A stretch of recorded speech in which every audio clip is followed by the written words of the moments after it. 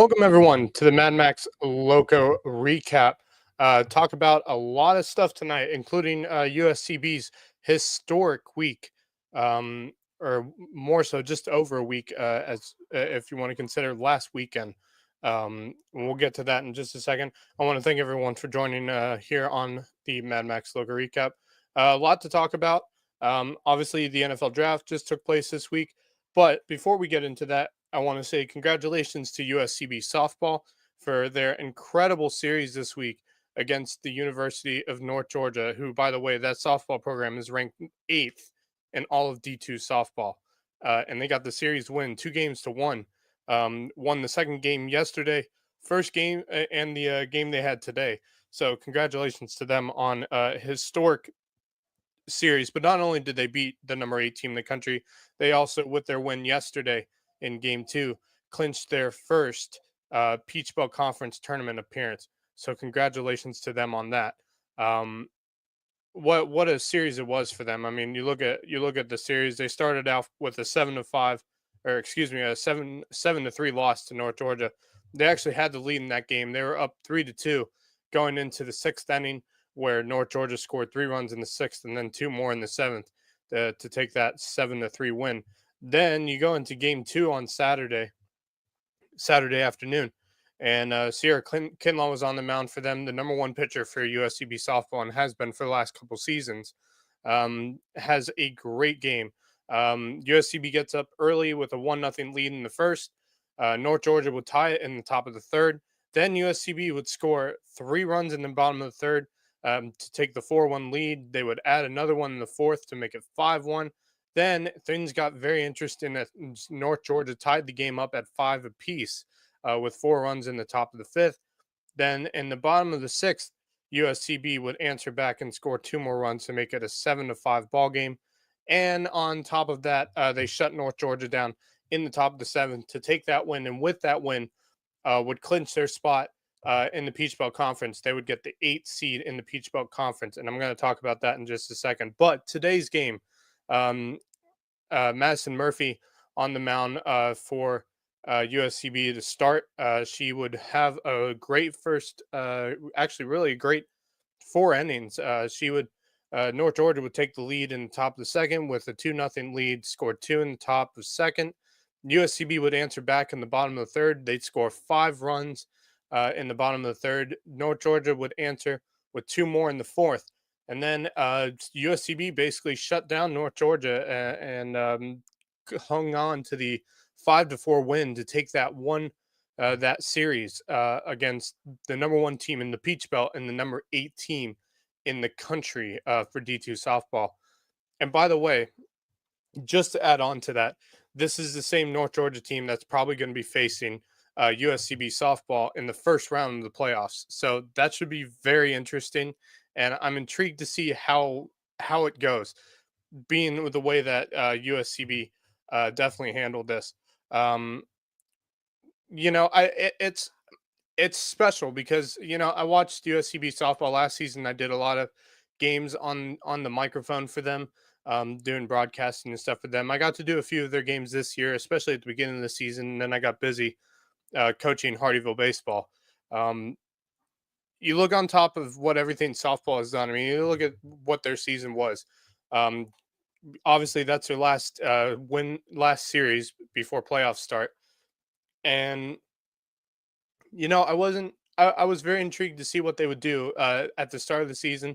They really showed out at the start of the season. I mean, they won 1, 2, 3, 4, 5, 6, 7 of their first 8 games to start at. 8-1. Then they lost. 7-1, and then you play Francis Marion, you lose 2 of those, and then they really went on a tear after that. I mean, they won how many in a row? They won 1, 2, 3, 4, 5, 6, 7, 8 in a row before they faced UNC Pembroke, and it really was the story of the rest of the season. And when Peach Belt Conference came into play, obviously I knew Peach Belt Conference is one of the toughest conferences in all of Division II sports, especially for softball, considering that you have a top 10 ranked team in your conference. it becomes a very difficult conference, and all of them are pretty close together. I mean, USCB softball finishes getting the 8th seed. They'll be playing the 1 seed. Obviously, that is the team they just beat out in the series this past weekend, and they're going to be playing them in the first round of the playoffs. I believe it's a 1 game elimination, so that should be very interesting to see if USCB can get a win against North Georgia. They finished the regular season with a 29-23 record, 8-16 in conference play. Again, very tough conference. However, I just want to say their home advantage must be big because they finished with an 18-6 record at home this season. Away games were their struggle. They finished with 10-17 record in away games, and they had a 1 neutral game. I'm trying to remember where that was, but um, they would get that 1 neutral win. Um, and a great season for them. I mean, so much better than last season. I mean, look at the record from last year. It was truly, really, I mean, like such an improvement this year compared to last year. I mean, 29-23 this year. They were 20-25 last year. They only had 4 conference wins last year. Um, and the biggest struggle they had was their road games. They were 3-14 on the road last season. So I mean, they've recruited well. They've brought in great players. They added to the pitching, which was really the biggest need for them because honestly, last season all they really had was 3 pitchers. You had Kinlaw as your number one, and then your 2 and 3 weren't nearly as strong as Sierra Kinlaw. It just wasn't the case. And you bring in a couple more pitchers during the offseason. You have them come in. Either I believe they were both transfers, and you bolster up your pitching department, and that was really the biggest need. You didn't add a whole lot to your offense and your defense really, because you already had a solid core there to begin with. You go in, you get what you need, which was pitching. They now have, if I'm not mistaken, they have 5 pitchers in their current rotation of pitchers that they have. And Sierra Kinlaw is not the only solid pitcher they have this season. They have 3 pitchers who have been pretty solid. I mean, Madison Murphy's one of them. She had a great game today. Sierra Kinlaw, obviously the ace of the team. Um, who else? Let's take a look at the rest of the pitchers because there are a couple that are not mentioned on here. Let's see, pitching. So Kinlaw had game one. She pitched the entire game in that loss, that 7-3 loss to North Georgia. So she got him back today. She really did. You look at some of the other pitchers they got. I mean, Cassie Brundage. Oh my goodness, I forgot about Cassie Brundage. Cassie Brundage probably has been the number two toward to Sierra Kinlaw this year. She's been outstanding. And I got to watch her in a game earlier in the season, and she played lights out. I mean, she's really improved. I mean, she's been a great asset for the team, and so of course, on top of all of them winning the PBC and obviously winning the series against North Georgia, on top of that, it was their final home series for some of these seniors. So it was obviously senior day. I believe that was on. I believe that was today. So and there are quite a few seniors to talk about here, and it's a special group. I mean, you have I think 7 seniors on this team this season, and so it's really really great to see them um, get to the postseason for their final time as a USCB Sand Shark. So really special weekend for USCB softball, and I can't help but think I kind of saw it coming with this team. I just knew they were maybe a couple pitchers, maybe a couple key position players away from being a really solid team. And the funny thing is they really didn't overly bolster their core, their position players much. It was mainly the pitching that they worked on during the offseason. And it showed. It showed this season. I mean, you finished with a winning record compared to having a record under 500 last year. You have an over 500 record. Um, I believe this season you finish uh, 2 games. No, not 2 games. Excuse me. They finished 6 games over 500. I mean, that's impressive, very impressive. And what this program has been building towards is a team that's going to be extremely competitive starting next season. Really, I mean, they were competitive this year. They had some real close games, um, and so I some of those games they could have won and they didn't, and it's fine. It's okay. It sometimes happens. That's just how softball and baseball goes. Sometimes it just doesn't go your way, and that's really kind of the thing with all sports. But I tell you what, though, Cody Yeski, the head coach for USCB softball, has done a tremendous job building this program over the last few years, and to see what they are this year. I got to watch a lot of games from them last year, and to see what they turned into this year, it was really special. It was. So I look at that and I say, what's next? What's the next step for USCB softball? And only time will tell. We'll have to see what that looks like next season. But there's a chance that they could beat North Georgia in this first round, and we'll see who they play in the next round, if that comes to be. So, final thought on that: congratulations to USCB softball on making it to the playoffs, beating and winning the series against the number 8 team in all of D2 softball, North Georgia. I remember last year some controversy took place when I think it was at the beginning of the season last year. USCB softball was on the road. They were playing North Georgia and they lost by 1 in the final game. And it was some controversial decision. I can't remember what exactly it was, but it was a controversial decision and it costed USCB a game.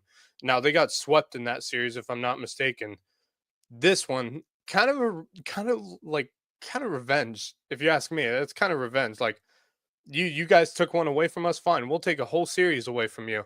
And sure enough, they did. They obviously lost the first game. Then they won the next two, and they fought hard in that one because they knew how important this series was. They needed to win at least one game. Not only did they win one, but they won two and won the series. It's impressive. It just shows the resilience that this softball program has.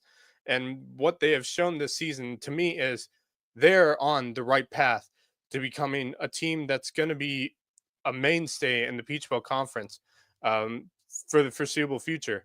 Um, so, congratulations to USCB softball. I look forward to seeing what they do in the playoffs. Obviously, more than likely they'll be playing University of North Georgia, who they just beat 2 out of 3 games. So I think it's on our side going into this one. So we'll see what happens. So congratulations to them. Now, the other side of the coin would be USCB baseball. Now, they also had a chance to make the playoffs this weekend. Unfortunately, things did not go their way. And when I say things did not go their way, it really didn't go their way. Because if I'm not mistaken, what they needed was basically 2 wins in this series against USC Aiken at home. By the way, yesterday was a Saturday double double, so both softball and baseball were playing games uh, on their fields yesterday. So, with that being said, baseball needed pretty much 2 wins against USC Aiken, and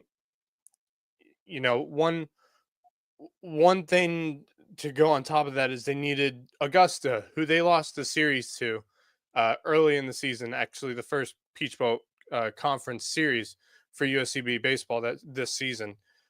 They needed Augusta to lose a game, at least lose 2 of the 3 games, and in turn, if I'm not mistaken, Augusta was playing Flagler University. Let's see here. Augusta. I'm gonna get it up here for you guys. BASEBALL.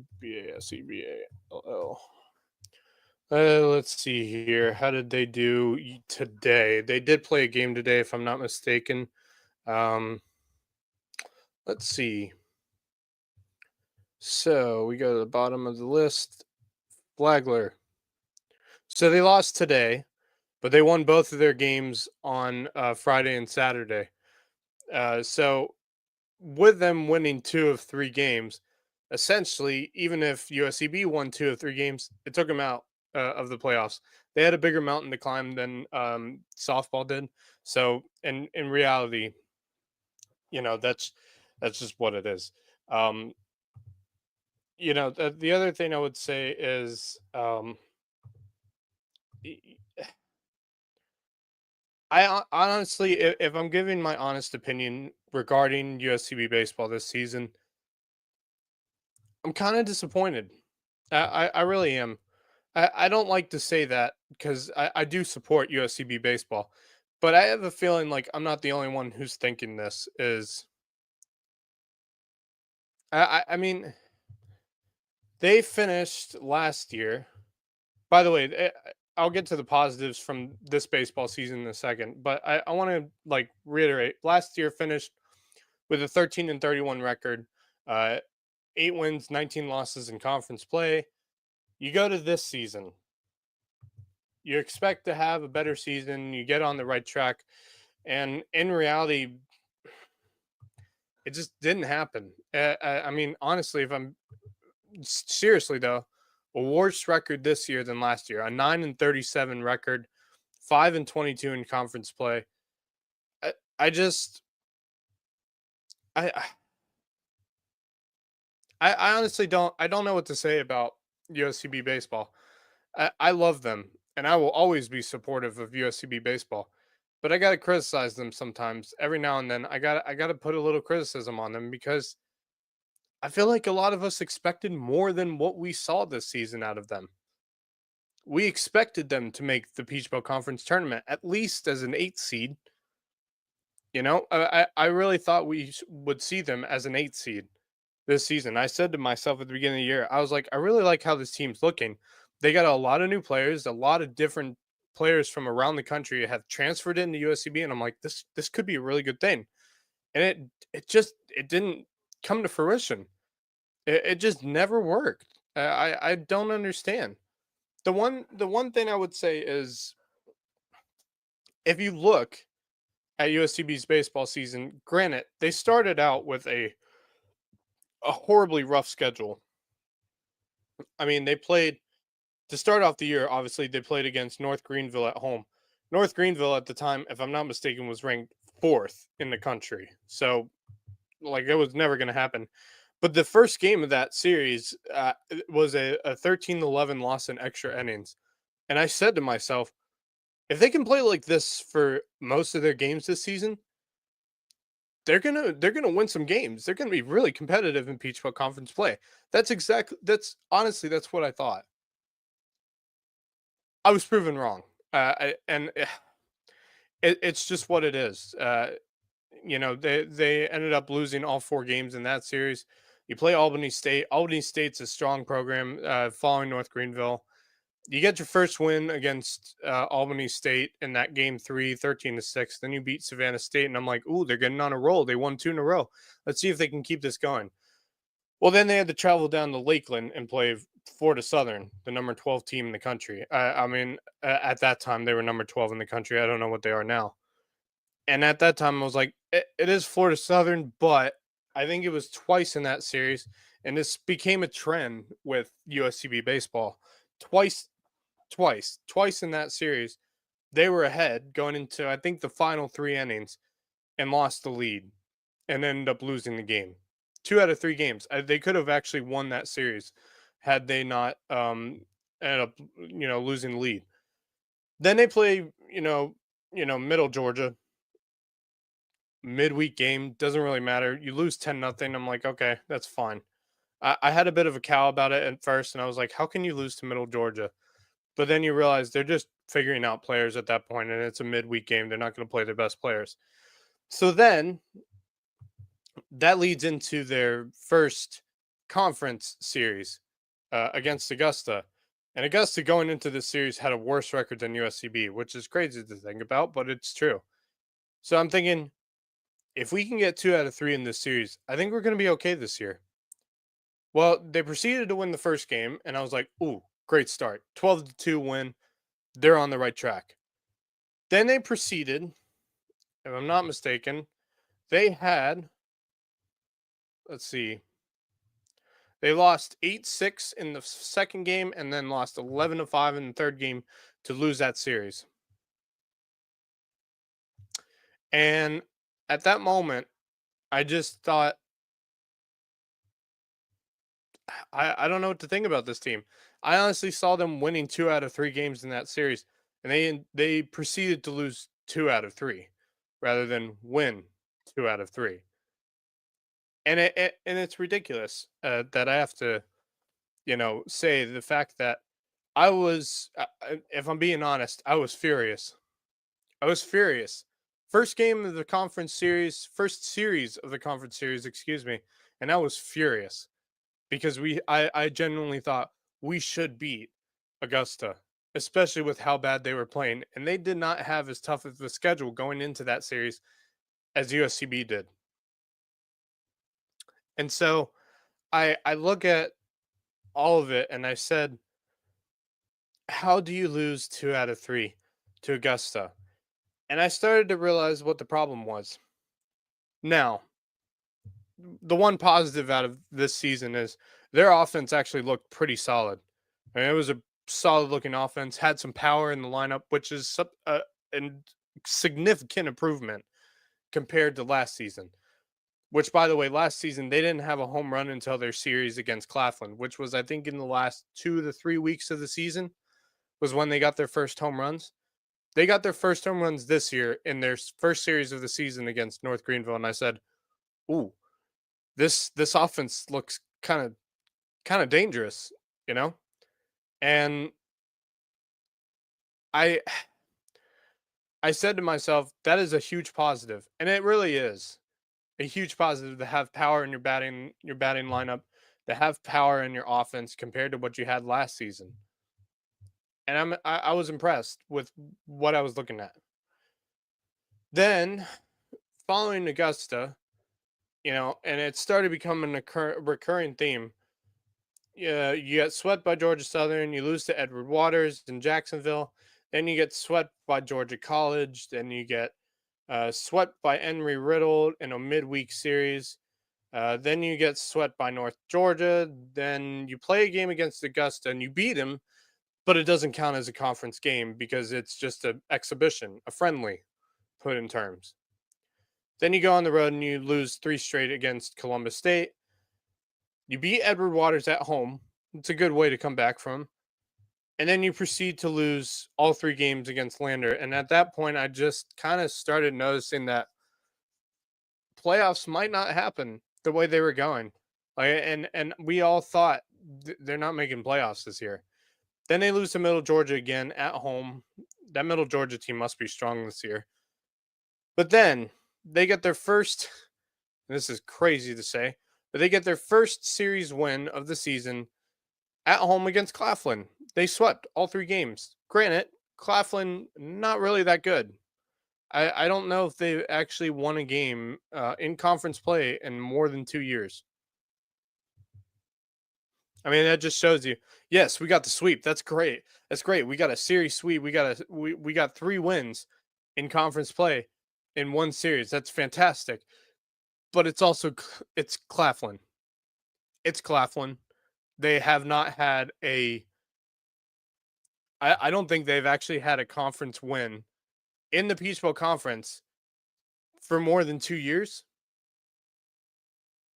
I mean, honestly, I don't think I'm pretty sure they haven't had a win in conference play for the Peach Bowl Conference in 2 years, if not more.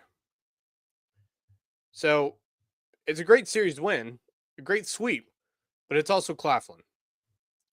Then you play Flagler. Granted, on the road, uh, always going on the road is never easy, especially when you have to go all the way to St. Augustine.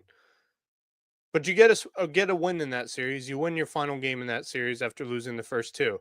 So that's good to see. So then after those 4 wins in 2 series, you started to notice they're not out of the playoff picture yet. And I said to myself, when Wes Kerr actually mentioned that USCB still has a chance of making playoffs, I was shocked. I was shocked to see this Sand Sharks baseball team actually still have a shot at playoffs. I didn't think they had a chance. But with those 4 wins, 3 of them against Claflin and the one against Flagler, it put them in contention. But they had a mountain to climb. a big mountain. Basically, what they needed going into this past weekend series against USC Aiken was they needed 2 wins against USC Aiken. Doesn't matter what order they come in. They needed 2 wins against Aiken, and they needed Augusta to lose at least one game for USCB to get into the playoffs as the final spot, the 8th seed in the playoffs. So I'm thinking there's a chance. USC Aiken's okay, but they're not great. So Buford's going into game one on Friday. Buford takes a 3-run lead after the first. I'm thinking, oh, they're on the right track. Then USC Aiken scores seven runs in the fourth. And I'm thinking, we might be in trouble. Going into the bottom of the sixth, USC Buford scores 4, ties the game up. And I'm like, ooh, fascinating. Then proceeded to allow Aiken, they proceeded to allow Aiken to score 2 runs in the top of the 7th, 1 run in the top of the 8th. USC Buford would answer back with 1 in the bottom of the 8th. And then going into the top of the 9th, they shut down Aiken, gives them a chance to score 2 runs to tie it, 3 runs to win it, and they couldn't get it done. Great game. Fantastic game, just not the way you wanted to go. It was a hard-fought game by USCB, but nonetheless, just another, kind of tragic loss. Then you go into Saturday, and you get up to a 2-1 lead after 1, a 3-1 lead after 2. Then the fourth, I don't know why, a recurring theme in this series is the fourth inning, USC Aiken scores 6 runs. So it's a 6-3 game at that point. Score 2 more in the 6th to make it an 8-3 game. Then scored 3 in the 9th, and that was the final score, 12-3.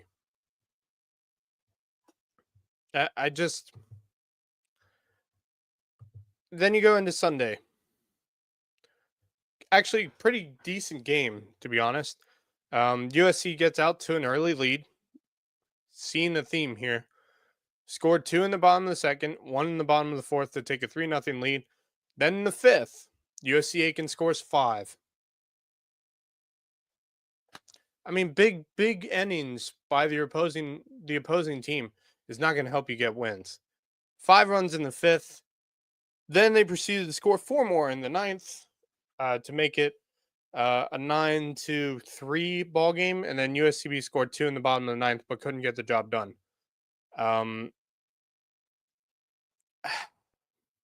So they lose all 3. Recurring theme here. I mean, it was hard-fought games. USCB knew what was at hand. They needed to get at least 2 wins. They just couldn't get it done. And it's fine.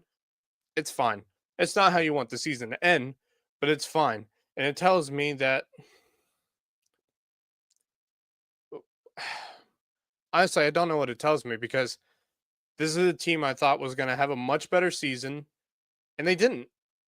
They had a worse season in terms of record and stats and stuff like that.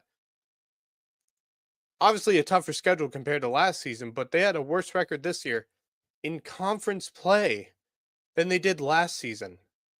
Overall record doesn't matter because you look at the beginning of USCB's schedule this year, it was ridiculously tough. I mean, you played 2 ranked opponents at the time within a span of, I think, 3 weeks to start the season off.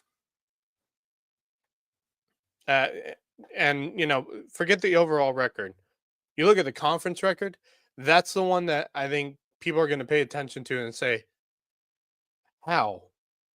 How?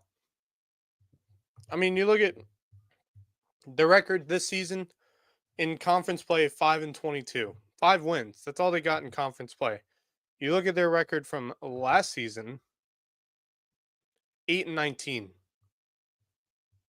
They had more wins in conference play last year than they did this year. And for me, it's disappointing. It's very disappointing. And it tells me, in my opinion, I think there might be some changes coming. What those changes are, I have no idea. Not a clue. But I can tell you this. There's going to have to be some changes made. because clearly, no matter how much you've brought in terms of players from around the country, you were worse off than you were last season in terms of how you played. Worse off. And I honestly couldn't tell you how to fix it because I mean, it's not my area of expertise when it comes to fixing a team. I mean, I'm trying to do it with my own high school baseball team, which is, you know, a a job in and of itself. But to fix a program that is going downhill rather than uphill in terms of success from last season to this season, I don't know what to do. I wouldn't know what to do. And I'm going to leave that up to USCB to figure it out. But I just have a weird feeling. I just have a weird feeling that USCB is going to make some changes this offseason because it can't keep going like this, especially next season, because next season will technically be the first season that USCB baseball is fully fledged members in NCAA, and they will be able to compete not only for a conference tournament, but also for a shot at the NCAA tournament. Do I think that's going to happen next year? No. No, I don't. Not with how this season went. And I really hope that USCB proves me wrong. I really do. I love everything about USCB baseball. I grew up watching baseball. I actually used to watch USCB baseball back in the day. I enjoyed watching USCB baseball, and I've always been a fan of the Sand Sharks. But if you're a fan like I am, and now someone who covers USCB baseball like me, as both a fan and an analyst and a journalist and media personnel, someone who not only supports and shows up for USCB baseball, but also is a fan of watching USCB baseball, I'm frustrated. I'm honestly frustrated. And I don't know what to say that's positive other than they had a much better offense this year. And the starting rotation at the end of the season really started showing up, but it was almost too late for them to show up. But I can tell you the biggest thing they're going to change next season is how that bullpen works, how the bullpen operates, because the bullpen was the kryptonite for USCB baseball this season. Multiple times this season where they had a lead and lost it when the bullpen came into play. It's ridiculous. And it breaks my heart to see it the way it is right now with Sandshark baseball. I mean, they fought hard at the end, and I applaud them for that. They fought hard, but it wasn't enough. And they didn't make playoffs. I projected them to make playoffs this season. They didn't make playoffs. That's frustrating, especially when they came so close last season to making playoffs. They had another shot again to make playoffs this year, and it was a big mountain to climb, but they weren't even close to climbing the top of the mountain this season. Not even close. When they had their chance and they had a mountain to climb, it almost was like they didn't, they didn't even come close to climbing halfway up that mountain. And it doesn't help when Augusta, you know, when Augusta wins 2 out of 3 against Flagler. That does not help at all. But to lose all 3 to USC Aiken, you weren't helping yourself in any way, shape, or form. It sucks. It really sucks, and I feel bad for those players. But they fought with everything they had, in those last couple weeks to even give them a chance at playoffs, and I applaud them for that. I do.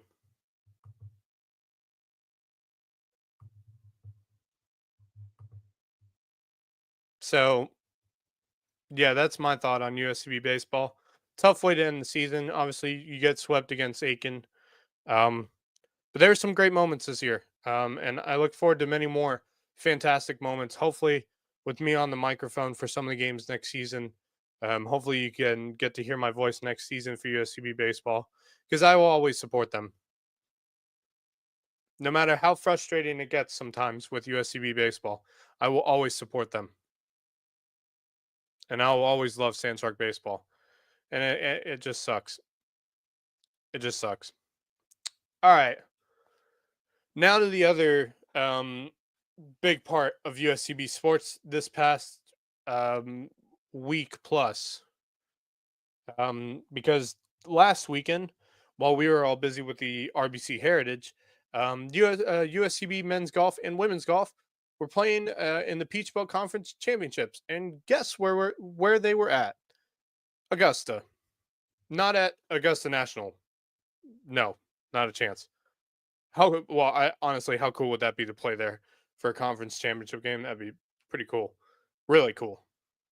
But no, they were at Forest Hills Golf Club in Augusta, Georgia. Which, by the way, if you haven't seen pictures of Forest Hills, absolutely beautiful, beautiful course. But the big story, well, I'll start with women's. Um, the, the biggest one for women's golf. Women's golf finished fourth in the Peach Belt Conference team leaderboard, but the player leaderboard. McLean Neal. How about that? Finishes at even par for the tournament and wins the individual Peach Belt individual champion for women's golf.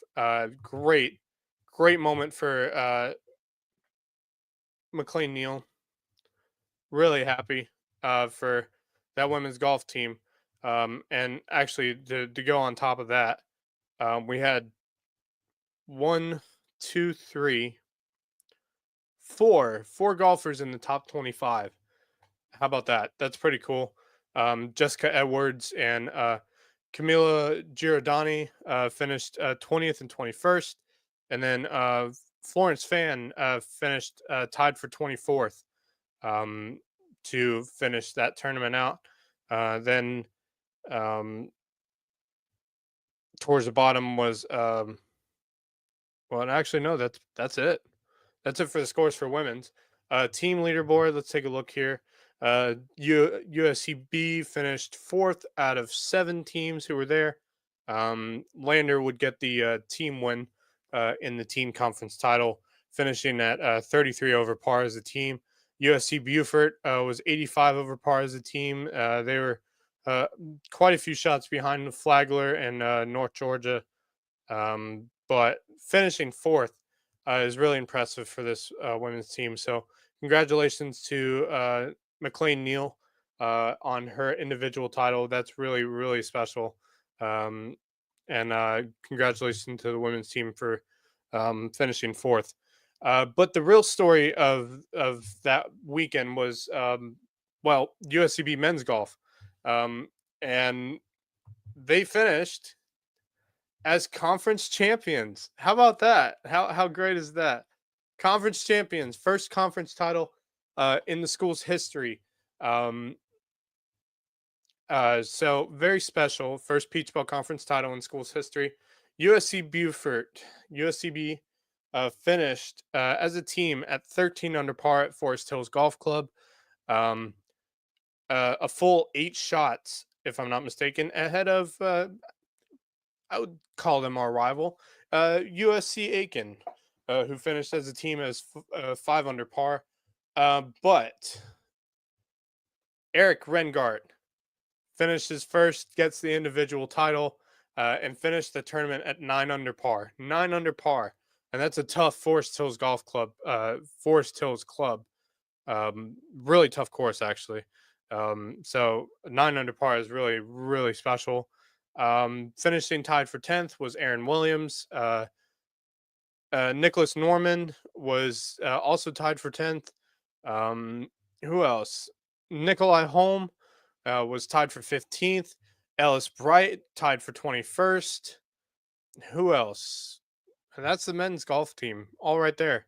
and they all finished in the top 25. Um, that's that's really special, and to see them get um, the school's first Peach Belt Conference championship is really just really something special. And I'm very excited to see what the future of these two golf programs are because if the men's team is able to get a conference championship, watch out for the women's team. They're coming. They're going to get their first in the next couple of years, I think, because that's a growing program as well. That's a stronger program than that women's golf program was last season. I really like where this is going with men's and women's golf. But then again, they live in one of the greatest areas to play golf and train for golf and all that stuff. Their home course is Oldfield. That's a that's a pretty great course to have as your training facility and as your home course. It's pretty cool. And so congratulations to the men's team for winning the Peach Bowl Conference championship. Congratulations to McLean Neal for getting an individual championship, as well as Eric Rengart for also getting a individual championship as well. So that is the happier note. Following my baseball rant, I guess I would say. Um, but what else went on here this week? Um, let's see here.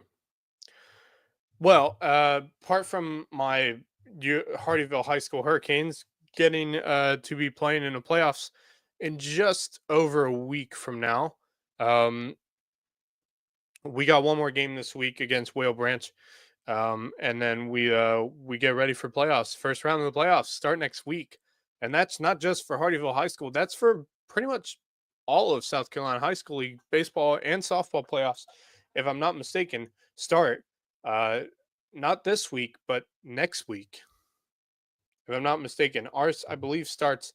If I'm not mistaken, on the probably the 8th. So that's over a week from now, almost a week and a half from now. So very excited for South Carolina High School baseball and softball playoffs to begin. Of course, Hardyville isn't the only one who are probably going to be going to the playoffs. May River will probably be going to the playoffs. Beaufort High School baseball will be going to the playoffs. Um, Bluffton probably might be in contention for the playoffs as well. They're sitting right up there. And Hilton Head's going to try to get a spot in. So like a lot of teams out of that 4A region is going to probably have a shot at a playoff spot. Especially with how they run RPI. So we'll see how that goes for them. Softball, May River definitely getting in. Paulding County is also getting in the 4A region. I mean, who else? JP2 might be also getting into their softball playoffs. I'll have to take a look at that tonight and get a better thought process on it. The problem I've had this spring is I've been so focused on my team that I haven't been able to fully focus on other teams around the area, but I've been keeping a close eye on them. How about Skeeza baseball? Obviously, Hilton Head Christian, Hilton Head Prep. I believe playoffs start for them this week. So very intrigued. Obviously, they are now both of them are no longer in the same region together and the same division. I believe Prep's in 3A, Hilton Head Christian's in 4A. Prep has 2 losses on the year. They've had an incredible baseball season, and I have a feeling they got a smooth looking run towards potentially a semifinal appearance and possibly a state championship appearance. Um, Christian Academy has a bit tougher of a road to go, although I believe they start off against, if I'm not mistaken, Lawrence Manning, which they lost both games to Lawrence Manning by one run in each game, and one of them was actually very controversial. And you can find one of the LowcoSports Lowdown shows because we saw a video of it, and I just looked at it and said, "That's the dumbest call I've ever seen by an umpire." So, whatever. So Christian County has a bit of a tougher road. They are not a 1 seed this year. I think they're a 4 seed. If I'm not mistaken, they ever so slightly got into the playoffs. So yeah. Prep and Christian Academy are probably in the playoffs. I think JP2 did not. JB2 did not make playoffs this year, if I'm not mistaken. Let me take a look here. Skiza. ALL. See if I can get the brackets up here. Let's see here. That's 2025. Do we have the brackets? Oh, come on. They gotta be somewhere.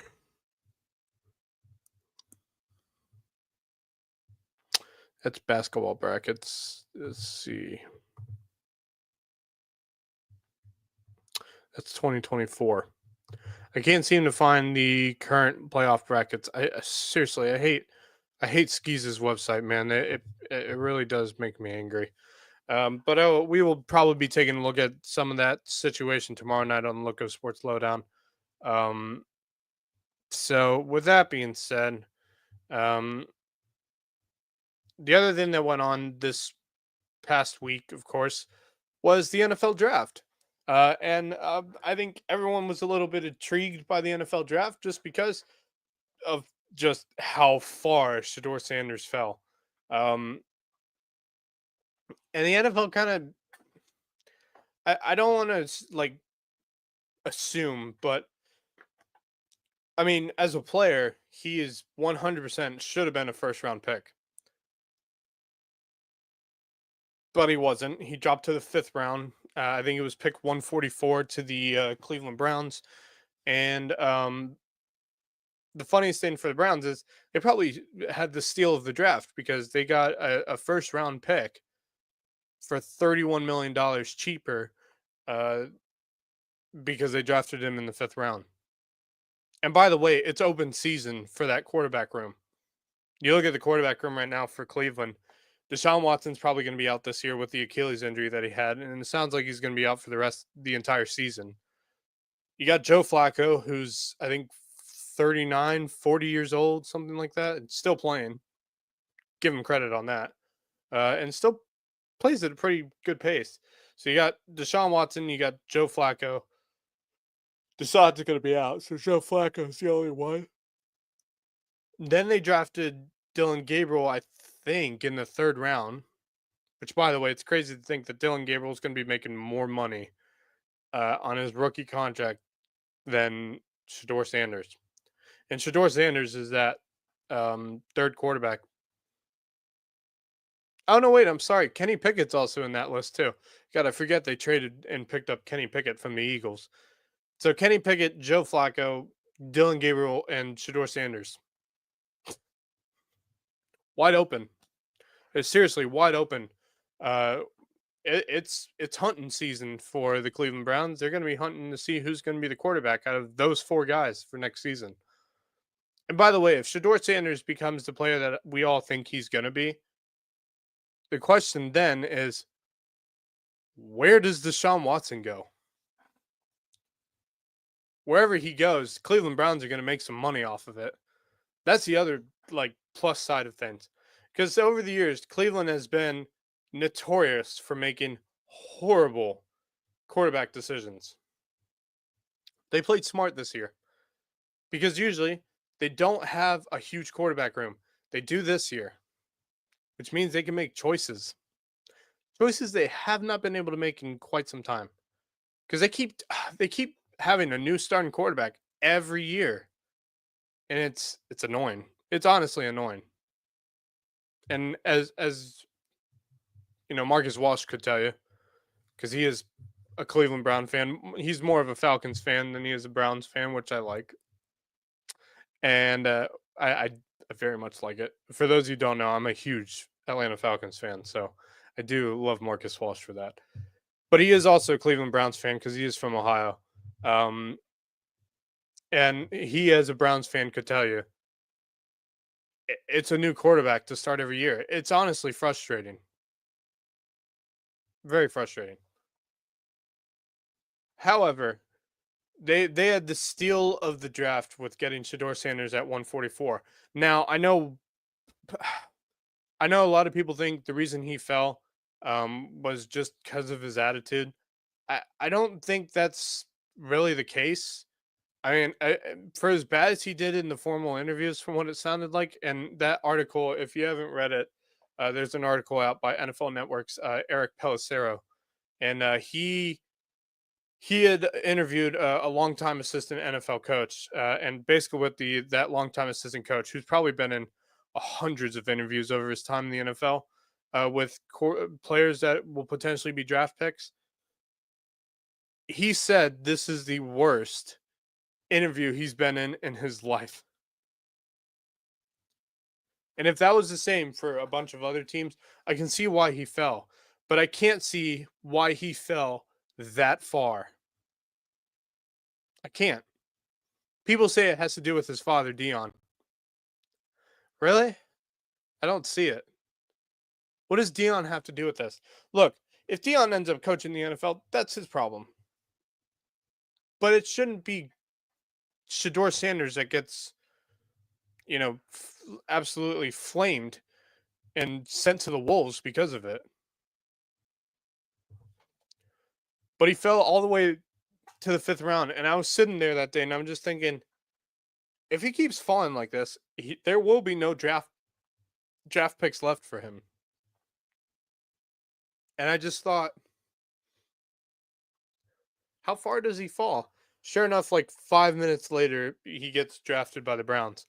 And I was shocked that the Browns picked up him because I didn't think they were going to after drafting Dylan Gabriel in the 3rd. And I'm thinking, well, they might be out of the equation. And then they picked him up. Excuse me. They picked him up. And they got the steal of the century for that one. I mean, you got a 1st-round quarterback for $31 million cheaper than what he would have been if you actually drafted him in the 1st round. $31 million cheaper. That's a steal. That's more than a steal. That's just I don't know what it is.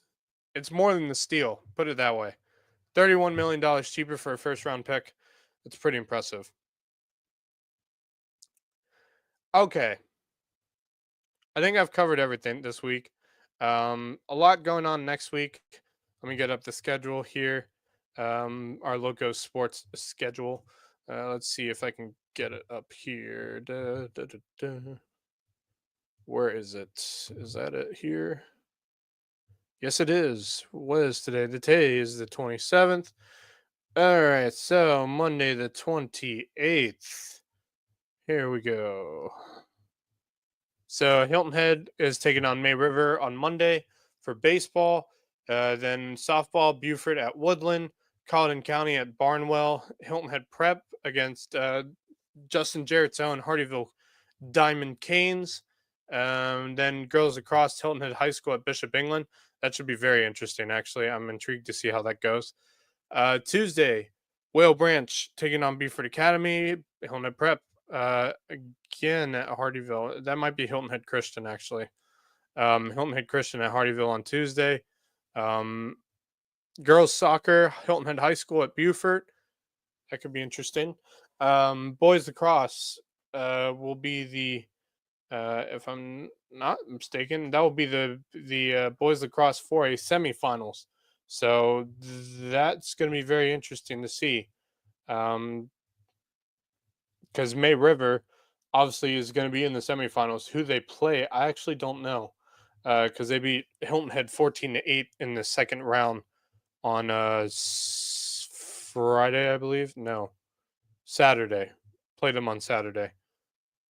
So then that should be very interesting on Tuesday. See how that one goes. And then high school boys tennis. The 1st rounds for both South Carolina High School Leagues 4A and 3A boys tennis tournaments begin. Wednesday, May River at Hilton Head again. May River at Bluffton, Buford at Hilton Head, and Bishop England at Colleton County for softball. Then on Thursday will be the 2nd round for boys tennis. And then Friday, the Peach Belt quarterfinals for college softball. Number 8, USCB taking on number 1, North Georgia. That's at 4:00 on Friday, and that will probably be on the Peach Belt Conference Network for sure. And then, of course, girls soccer, Battery Creek at Collin County. And then Beaufort High taking on Goose Creek in girls soccer on Friday. Hilton Head at May River for game 3 of the boys baseball series. Barnwell at Collin County for high school softball. And then the girls lacrosse and boys lacrosse championship games will be on Friday as well for 4A level. So that should be also very interesting if May River can get through, as well as did someone else from girls lacrosse get through? Oh yeah, that's right. Hilton Head High School did. So Hilton Head High School is playing their semifinals. What day? Wait, what day are they playing the semifinals? Let's see here. I'm gonna look. That is on Monday. Hilton Head High School at Bishop England on Monday. If Hilton Head High School gets through against Bishop England, they will be playing on Friday, May 2nd for the South Carolina High School League 4A Girls Lacrosse State Championship. So that could be very interesting. Same goes for May River. If they win their game this week, they will also be playing on Friday, May 2nd for the Boys Lacrosse 4A state title. Then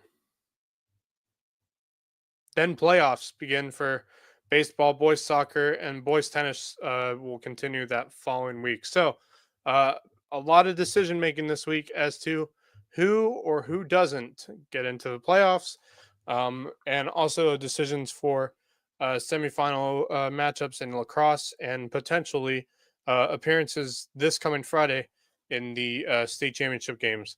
So a lot to go on this week. We will definitely be keeping you up to date with all of it. And we'll definitely start on Monday night with the LowcoSports Lowdown with myself, Justin Jarrett, and Wes Kerr, probably with some guests, including possibly WHHI's Marcus Walsh may join in. And of course, always in the comments will be Kevin Libby. So that'll be tomorrow night at around 9:30 tomorrow night. And we'll get you all updated on what happened with Monday's events. So that's going to do it for me. I appreciate everyone for tuning in and watching. Thank you, viewers, for everything you do. Thank you for our sponsors of LowcoSports continuing to sponsor us and keeping us going and growing. And I will see you guys on Monday night. That's going to do it for us. I am Max Raj, and this has been the Mad Max Loco Recap.